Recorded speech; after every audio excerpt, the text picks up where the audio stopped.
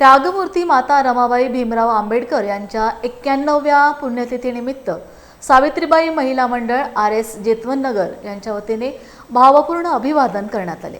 या निमित्ताने महिलांपर्यंत माता रमाबाई आंबेडकर यांच्या त्याग, संघर्ष व सक्षमीकरणाचा संदेश पोहोचवण्यासाठी गीतांच्या माध्यमातून जलसा सादर करण्यात आला।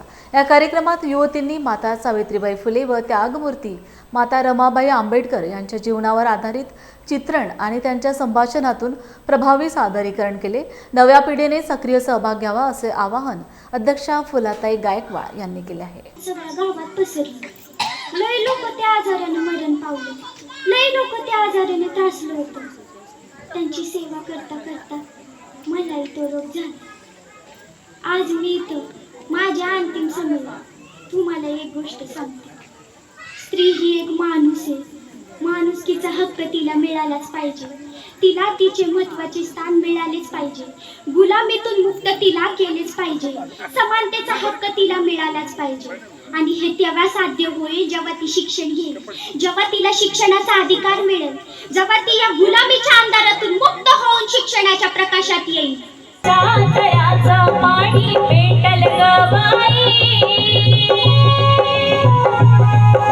महाडच्या तळ्याचं पाणी पेटल ग बाई, त्या तळ्यात माझ्या भीमाची छबी भेटल ग बाई। कबीर भीमराव फुले या भूमीवरी जन्माले, बुद्ध कबीर भीमराव फुले या भूमीवरी जन्माले, त्यांनी जनजीवन फुलविले ग शेजारीन सखे बाई, त्यांनी जनजीवन फुलविले ग शेजारीन सखे बाई। सावित्रीबाई महिला मंच आणि आज रमाबाई आंबेडकर यांची काल पुण्यतिथी झालेली आहे, तरी त्यानिमित्त आम्ही इथे शाहिरी जलसा, महिलांचा शाहिरी जलसा हा कार्यक्रम आयोजित केलेला आहे आणि हा प्रथमच कार्यक्रम सुरू केलेला आहे। तरी माझं नाव फुलाबाई नवनाथ गायकवाड आणि माझ्या सहकार्य किसाबाई गायकवाड, मालनबाई बोराडे, रमा बचाटे, शांताबाई गोरपडे, शोभा भालेराव, अश्विनी ऐश्वर्या पवार आणि आम्ही सगळे मिळून हा कार्यक्रम सादर करत आहोत।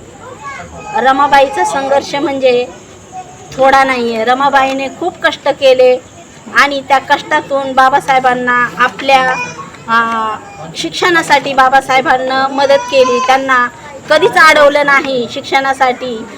ते बाहेरगावी जायचे आणि शिक्षण घ्यायचे, घरातही असले तरी रमाबाईला वेळ देत नव्हते आणि ते शिक्षणामध्ये अभ्यासामध्येच असायचे। हा रमाबाईचा त्याग आहे।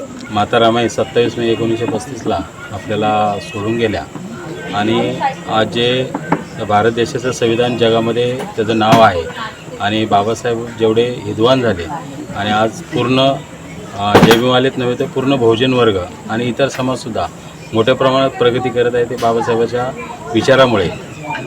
आणि बाबासाहेब एका पुरुषाच्या मागे स्त्रीचा हात असतो, जसं सावित्रीबाई फुलेंच्या पाठीमागे महात्मा फुले यांनी त्यांना घडवलं, शिकवलं आणि त्यामुळे आज महिला प्रगतीपथावर आल्या। त्याच पद्धतीने बाबासाहेबांच्या पाठीमागे माता रमाई यांचा मोठा त्याग आहे आणि त्यांनी आपल्या जीवनामध्ये अथांग परिश्रम करून बाबासाहेबाला कुठल्याही प्रकारे परिवाराची चणचण न पडता, कुठल्या आर्थिकदृष्ट्या कमतरता न पडता बाबासाहेबांचे जे काही कार्य होतं त्या कार्यामध्ये त्यांनी जरी सोबत नसतील पण त्यांच्या पाठीमागे राहून त्यांनी पूर्ण परिवार सांभाळला आणि त्यामुळे बाबासाहेब प्रिय असताना अनेक मोठ्या क्रांत्या बाबासाहेबांनी केलेल्या आहेत। आणि माता रमाईचा इतिहास जर पाहिलं तर आज त्यांची स्वतःची 4 मुलं या ठिकाणी गेलेली आहेत, तरी बाबासाहेबाला त्यांनी बऱ्याच वेळा पत्रात कळवलं नाही।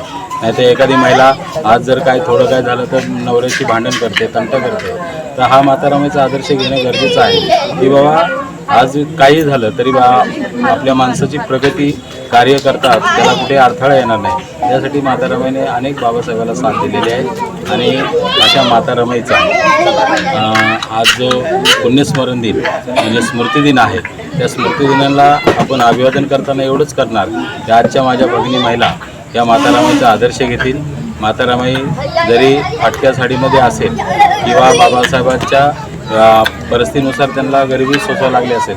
आणि आज ज्या महिला स्वाभिमान वैभवाने आज जे उंच पथावर भरारी घेत आहेत तर तो माता रमाईचा त्याग आहे. आणि म्हणून माता रमाईचा त्याग न विसरता आपण त्यांच्या त्यागाला अनुमोदन करूया आणि आपल्या जीवनामध्ये आतंक परिश्रम करण्यासाठी प्रयत्न करावे. असं आजच्या दिनी मी या माता रमाईला कोटी कोटी वंदन या ठिकाणी